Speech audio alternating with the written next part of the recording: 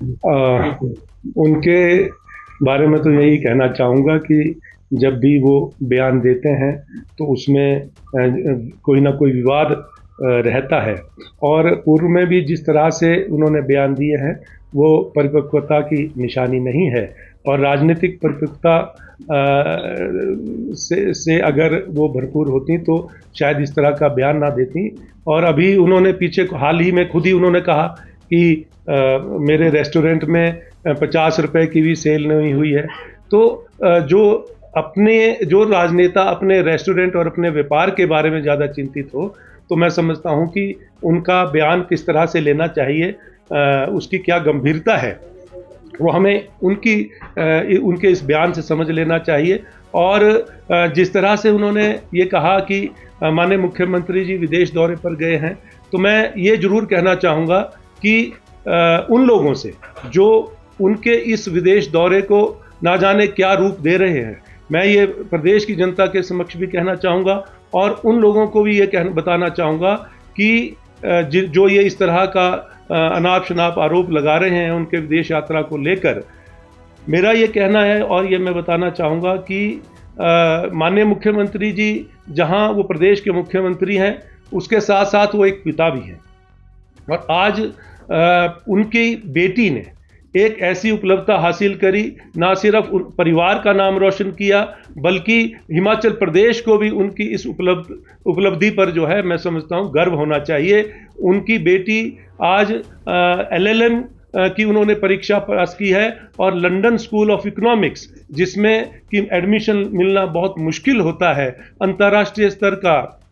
एक ऐसा विश्वविद्यालय जो कि टॉप 5 में, वर्ल्ड के टॉप 5 में जो है सम्मिलित है, जिसका नाम आज उनकी बेटी की एडमिशन जो है लंदन स्कूल ऑफ इकोनॉमिक्स में हुई है। और एक पिता और माता पिता को इससे बड़ा गर्व की बात क्या हो सकती है कि उनकी बेटी एक अंतर्राष्ट्रीय स्तर के विश्वविद्यालय में पढ़ने जा रही है। और वो एक पिता होने के नाते अपनी बेटी की एडमिशन के लिए उसके साथ गए हैं। और मैं समझता हूं कि इस तरह के बयान देना उनकी एक कुंठित मानसिकता को दिखाता है। जिनके अपने परिवार होते हैं वो इस तरह के दूसरे के परिवार की उपलब्धियों पर जो है ऐसे तंज नहीं कसते हैं और ना ही कसने चाहिए, मैं ऐसा कहना चाहूँ। बीते काफ़ी दिनों से एक ऐसा लगता है कि सुनियोजित षड्यंत्र के तहत जिस तरह से प्रदेश सरकार की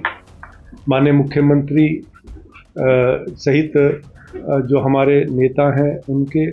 बारे में जो विवादित टिप्पणियां की जा रही थी और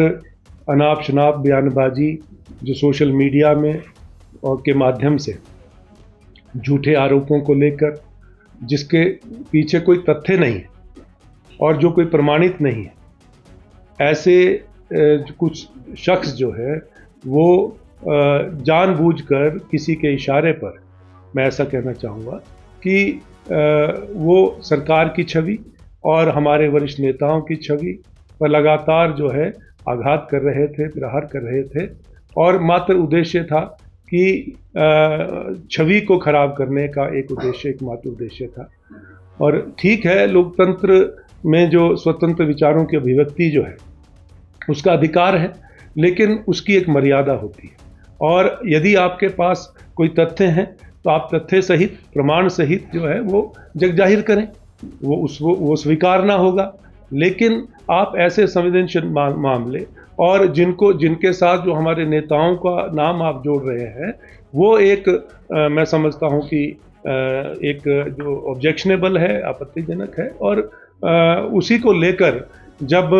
इंतहा हो गई और एक शख्स ने अपने फेसबुक और सोशल मीडिया के माध्यम से एक ऐसी टिप्पणी करी जो ना सिर्फ हमारी जो है वो व्यक्तिगत छवि को उन्होंने नुकसान पहुंचाने की कोशिश करी, बल्कि जो एक संवेदनशील मामला और एक किसी के परिवार जनों ने उनके अपने परिजन को खोया है और जिसकी एक जांच चल रही है, मैं समझता हूँ ऐसी स्थिति में इस तरह की जो विवादित टिप्पणी को लेकर जब ये मेरे संज्ञान में आया तो मैंने एफआईआर दर्ज करवाई, कंप्लेंट करवाई, एफआईआर दर्ज करवाई और वो एफआईआर दर्ज हुई है और आगे जो है उस पर इन्वेस्टिगेशन शुरू हुई है।